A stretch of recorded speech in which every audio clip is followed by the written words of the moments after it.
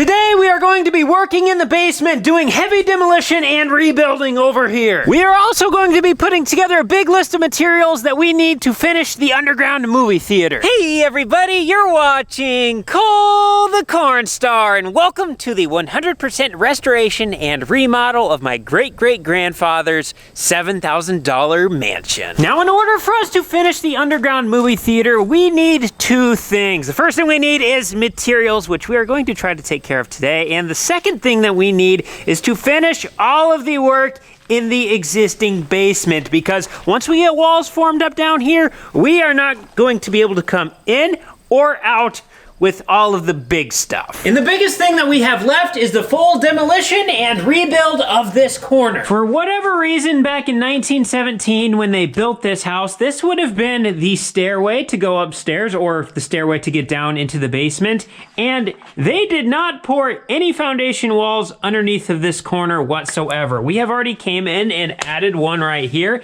and then we actually added a second one back here. But underneath of the stairs, it used to just be dirt. You can actually look at this concrete line right here, and this is soil underneath, and they simply, quite literally, just built the wooden stairs right on top of the dirt. So this corner was always just damp, it was always cold, we had mice, we didn't know where they were coming from, but now that we have this exposed, we know that they were just coming right underneath of this wall, right here somewhere, because literally we have maybe 18 inches of foundation wall, and then the ground level is right here where my hand is. So it was almost nothing for little critters and stuff to be able to crawl underneath, as well as all of the water. This wall is damp right now, and all of the nice cold air. So we have already dug out the soil right here, built rebar structures, built footers, and then got everything formed up and poured. So we have this last little spot left. This is our last bit of foundation wall that we need to build right here.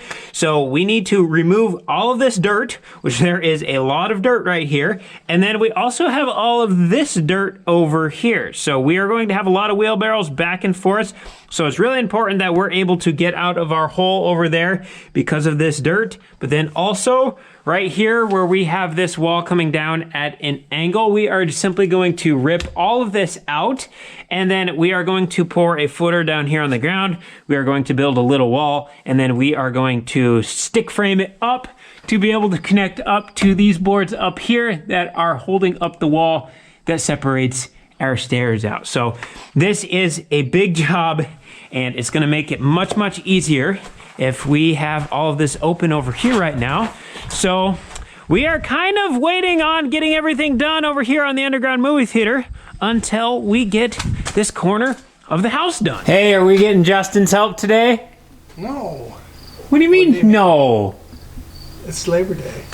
Labor Day? What do you do at Labor Day? You take it off. This is not rest day. It's rest day. That was my neighbor Justin, who is the main carpenter for this project. We help him, he tells us what to do, but he's the mastermind kind of behind everything wood related going on in the house. He has been working on some other projects as of recent, while Roman and I have been digging the underground movie theater and doing all the concrete stuff. But once we get done with the underground movie theater concrete stuff, then Justin will be back and he'll be able to help us do all the wood building stuff. But I guess he was coming by, he was checking some trail cameras, and he just wanted to come say hi and kind of see how we were making out. Roman and I are going to be doing a little bit of dividing and conquering today. Roman's going to be doing all the major demolition and rebuilding work, and then I'm going to be putting together the list of material stuff. So I'm going to send you guys off with Roman while I go do some work on the computer and get everything figured out on what we are going to need. So we'll grab our teacher's pointer stick. Since we need to get rid of all this structure, and it's bearing all these studs and this little structure here, we'll need a support for this part, so our steps laying on something, and we'll need to catch these guys, so we'll have to have a joist running on the first floor across, bearing on this guy that we're gonna put, and then we'll be ready to knock this thing out.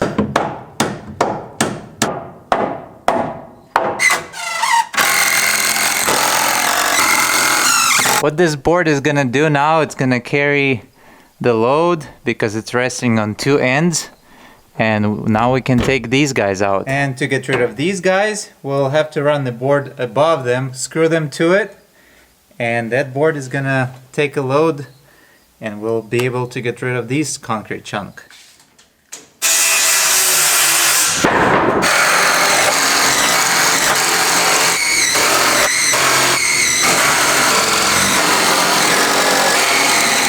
Here we have it. We have this board, which one end sitting on the concrete wall on the outside.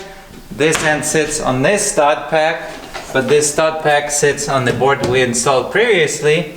So now all this can come out. Now when it comes to the work that I'm going to be doing, the first set of supplies that I'm going to be gathering together and figuring out what we are going to need has to do with the waterproofing for the walls in the underground movie theater, as well as the waterproofing for the interior walls on the existing basement. In the existing basement, if we look on this wall, we can see we have some little weep holes that must allow water through when we get a bunch of rain. That is all these streaks that are coming down the wall. We plan on finishing out the basement, so we cannot have this going on, because if we build a wall here and get everything all done, eventually this water will start to cause mold problems and it'll eventually start to rot out the wall, which is what we don't want. So we have to make sure that water cannot get into our wall. So really, there's only one way to do this on this wall, and that is to install a dimple-backed waterproof membrane right here. So basically, it's gonna just leave a little channel on the backside. So we're gonna let the water into the wall, but it's going to be able to run down, and it's gonna be able to run right over the top of our footer, and then it's going to be able to get into our perimeter drain, which is right underneath my hand. Typically, we would not do this on the interior of the wall, but in the existing basement that we currently have, the outside of the foundation wall looks like this. And this is pretty much impossible to waterproof, so we don't have much of an option but to do it on the inside of the wall. However, when it comes to the underground movie theater, since we are going to be pouring this new, we will be able to put all this stuff on the outside of the wall. So I need to figure out the stuff that we need to get on the outside of the walls over here, and I need to figure out the stuff that we need to get for the inside of the walls in here. Now, before I get too wild with getting my orders together, we are planning on grilling lunch today, and we turned our grill on the other day, and I guess there is a heating element inside of there that decided it was going to puke out. So our grill does not work right now. We have another one exactly like this down at my parents' house a couple miles away. So I'm going to go down there quick, get that loaded up and brought over here. So then that way we can actually have a nice grilled lunch today. Because let's be real here, you don't perform the same both mentally and physically when you're hungry. We need good fuel to do big work.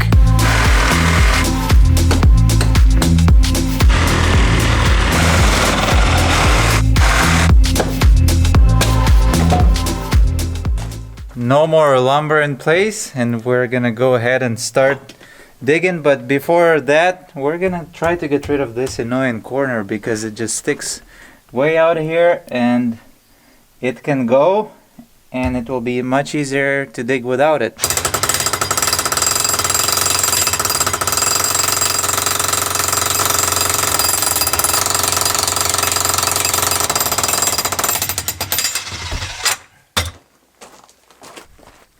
We have ourselves a nice spacious working area. We can start digging and produce a bunch of dirt that we are gonna send outside.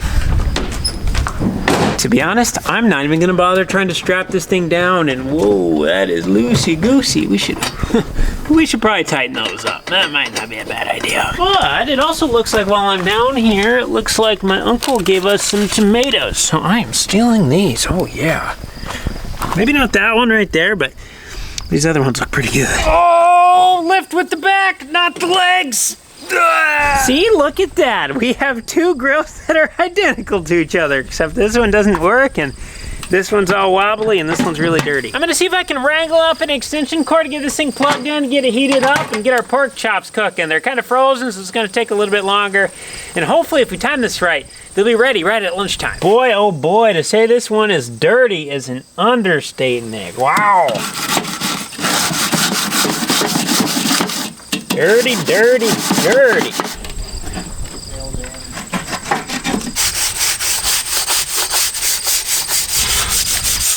Better.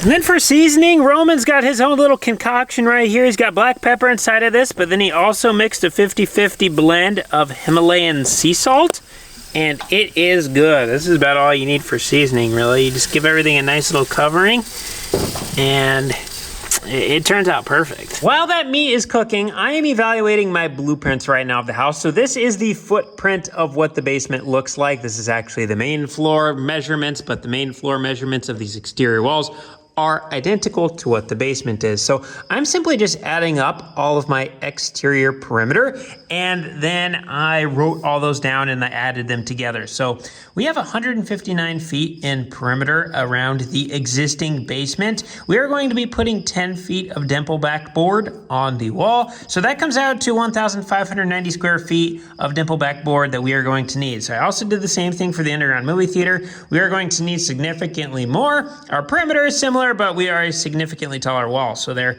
is a lot more dimple backboard on that one. And then we have a little retaining wall that we are also going to need some on. So I'm just simply going to add all these three together, and then that is how much of the dimple backboard I'm going to need to get. This dimple board stuff is pretty cool. So this is a roll of it right here. So you can see all the little fingers that stick off of it. And so what the fingers do is they allow a little air gap. So this is actually going to be an example of what we are going to be doing. So this would be the interior use right here. So the existing basement is going to get a treatment like this. So we have our perimeter drain tile at the bottom of our footer. So we have this exact setup right here. And then we have our burrito wrap and our rock. So we are going to take the dimple board and we are going to put it up on the wall, just like this. So now any water that comes in through one of those little seep holes, it'll hit that dimple board and it'll hit the little fingers on it and then fall down right between the dimple board and the wall, and then it'll run underneath just like this to our perimeter drain tile, and then we will get rid of the water. So this will allow us to maintain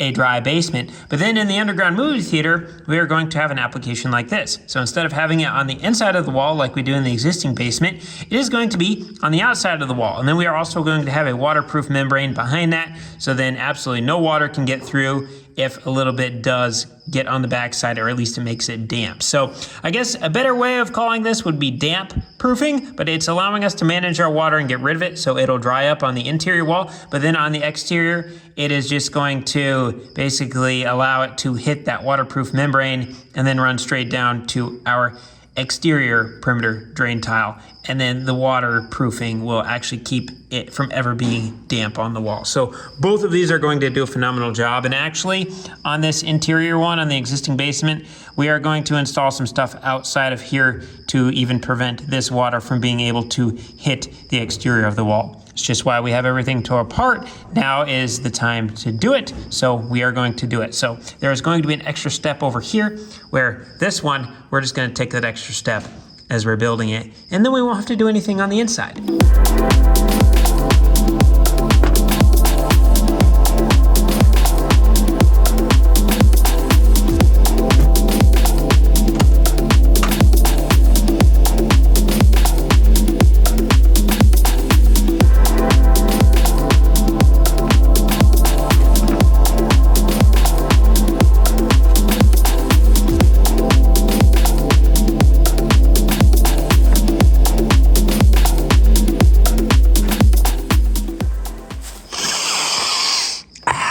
What's the trick to making a good pork chop, Roman? Make sure it's not dry. Salt, black pepper, and lemon juice. And try to find the ones that got a nice little layer of fat around the outside. Gives it much more flavor. Helps retain the moisture too. You do a good job, but I choose just fatty chunks, not the loin. So then it's guaranteed that it's not going to be dry. So you don't have to pay so much attention. I don't know what it is about the pork chop tomato onion combination that Roman and I came up with for lunch, but we have really been enjoying it. And the nice thing about it is you don't feel tired after lunch, so you don't want to take a nap, and you can get right back to work and you're nice and mentally alert, which we really enjoy. But while we were eating here, I was able to get my numbers calculated up. So we need 4,524 square feet of dimple board, and then I also need to get some fasteners, and I have more research yet to do on what exactly else we are going to need to be able to get everything fastened to the wall. I don't know what brand, and I don't know if there's different thicknesses or anything. I definitely have more research that I need to do on this, but I think this is research that I can do later when I'm winding down for the night or something, because right now we have sunlight and we have Roman's help here. So I am going to now run into the basement And I think I need to measure from this wall to about where that bucket is. That bucket just so happens to be sitting about right on top of this wall that we have down here in the center of the basement.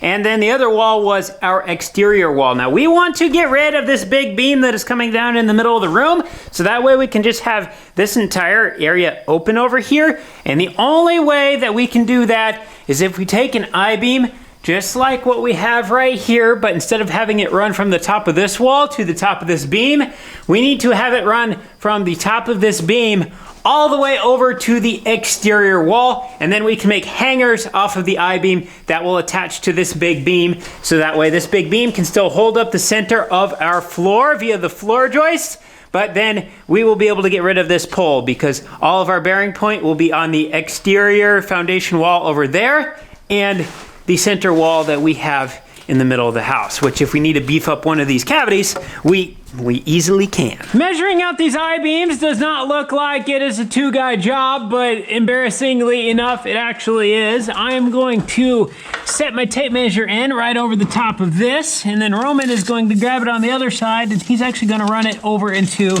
the little cavity, so that way we get an exact measurement. The I-beams that we are going to be working with up here are like $32 for a foot. So we'd like to kind of get this exact as we can, so that way we're not having an extra foot laying out on the end and spending an extra 64 bucks on I-beam that we didn't need to buy.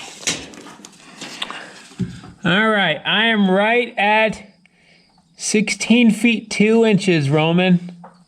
194 inches. We do already have one experience with an I-beam, which is located right here. This is holding up a wall that is above it. This is a 6-inch web I-beam, so it's 6 inches from the bottom of it to the top of it. This one was kind of a bear cat to get in here, so we're kind of thinking over on this side, we are going to use 5-inch ones if we can get them, because it'll be a little bit easier for us to be able to get them up inside of this cavity and then be able to work with everything just a little bit easier. So with everything being measured over here for those I-beams, this is all ready to go. We just need to get the I-beams ordered. Now on the other side of the basement over here, where we have this big old beam going across sitting on top of these poles, we would like to do the same thing, so that way we can get rid of all these poles over here, because these things are ugly and they take up an incredible amount of space in the middle of the room. So we actually already have an I-beam that is going to go over the top of this wall, or I guess I should say the new wall that Roman is going to be building, but we already have one that goes from right here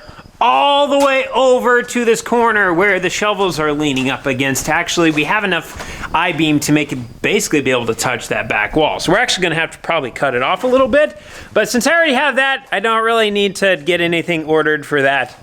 We just have to figure out a way to be able to get it in here. Which is another reason why we are leaving this open over here right now and not building footers over here yet, because that I-beam is like 40 feet long, and so we have to somehow get it wiggled up inside of here and then get it at an angle and be able to get it over there and then be able to also get the other end over here. That's pretty easy. Have you seen videos when a lot of Amish, like 150 Amish, will set the poles underneath the shed and move the huge shed like 100 and by 200 feet. Just a bunch of little... Do you have some Amish friends you want to bring over? You have Neva's family. They're not Amish. Doesn't matter, it's about how many people. I don't think we're gonna have any problem getting the I-beam down here, because we can use the telehandler to get it here, and then we can use the telehandler to boom it inside a little bit. But once we have it in here, that I-beam, I don't know, it weighs definitely well over 1,000 pounds, and that thing is going to be an absolute moose. I wouldn't be surprised if it's over 2,000 pounds. So we're gonna figure that out when we get there.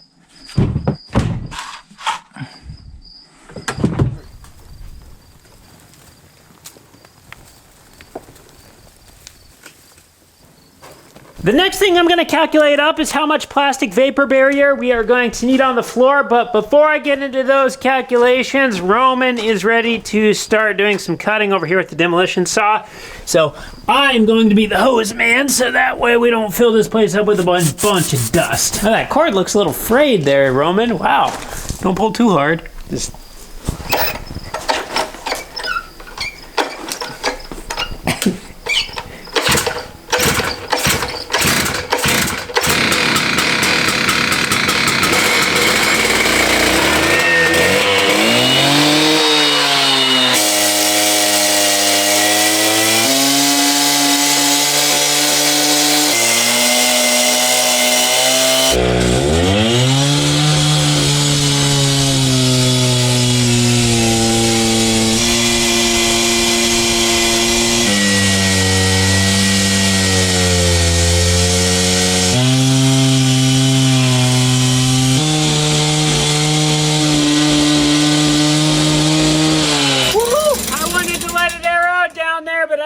Coleman's got other plans. He's ready to get jackhammering.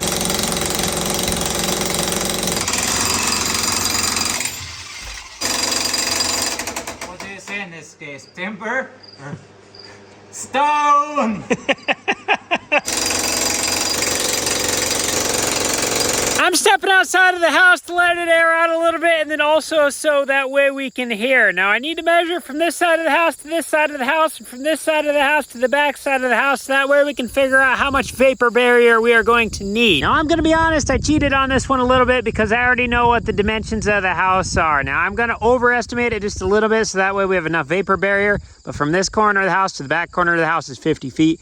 And from this corner of the house to that corner of the house is 30 feet. So we need 1,500 square feet of vapor barrier for the basement. Stone! And then the underground movie theater is 25 feet wide and 45 feet long. And then we have a bump out over there. And then there is a bump out over here. So it comes out to 1,500 square feet. Holy cow, dude. You are humongous. That is probably the biggest mud dauber I have ever seen. Wow.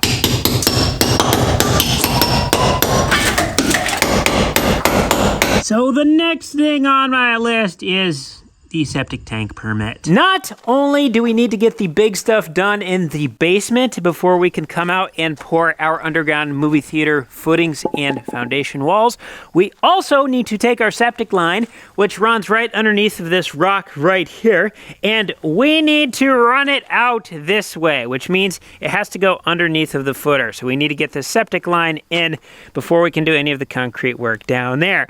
We are going to be running our septic line right here. We basically have to, because we can't just send it out into no man's land over there. But once we're beyond that, it would kind of nice to be able to know where our septic tank is going to go. So I need to get my septic tank permit applied to the county. The good news is applying for a permit is as easy as going to my county website and just clicking on this and filling it out. The bad news is I'm reading this right here. Contractors must carry the Iowa SIWAT certification and provide a copy of their liability insurance to install waste septic systems in the county. Oh. Tenemos un problema porque no estoy un contractor. So I guess I'm gonna have to figure out how to get certified too. But I guess in the meantime, I might as well fill out this permit. Oh boy, what's this thing gonna be asking me for? Oh, that's not that bad. Okay, we got contractor stuff to fill out. Yeah, we'll get it figured out. Well, I guess since we need to have a contractor lined up in order to fill out our application, we are going to have to put the septic tank application in the to-do list because honestly, I would like to get certified if I could because I really would like to do it myself because it's like a $2,000 job if you do it yourself, but it's easily a $10,000, $12,000 job if you have somebody come out and do it. And I really don't want to pay somebody an extra 10 grand for something that I could easily do. It's just getting it at the right depth, it's getting it at the right angle, and it's having the equipment to dig the hole, which I have the ability to do all of those things. So I guess we're gonna have to wait on the septic tank permit, but I guess in the meantime, we can still get our line ran out. So not really the end of the world, it's just it'd be kind of nice to have that done. Upon a little investigation, it appears that we have to take a test and score 70% or higher on it, and the study guide for this test is 464 pages, and when we go take the test, it looks like the test is a 2-day event. One of the days is testing, and then the other one you have an in-person thing where you sit and listen and learn. So this just got a whole lot more complicated. I'm not gonna lie, this puts just a little bit of a damper on my plans, but hey, I'm gonna look at this on the bright side. If I get certified and I go take the 2-day thing and get it done, then I'm gonna be able to save $10,000 on our own job, and then if any of my friends need a septic system done, then I can go over and help them do it for the cost that I do it for, and then if anybody else in my neighborhood needs one done, then hey, maybe I can charge the $10,000 or the $12,000 to do it. So I might be able to add that in for a little side job. So you got Cole, the farmer slash gravedigger slash YouTuber slash septic tank installer. But anyway, it looks like Roman just left. He's been working hard over here, getting everything all supported up and braced, so that way this landing and these stairs can float and not fall in if anybody walks on them. And he did a whole bunch of demolition down here. He got all his saw cuts in. It still reeks like two-stroke gas down here real bad. But he was able to get it cut up, and he found that his best method was actually not the jackhammer.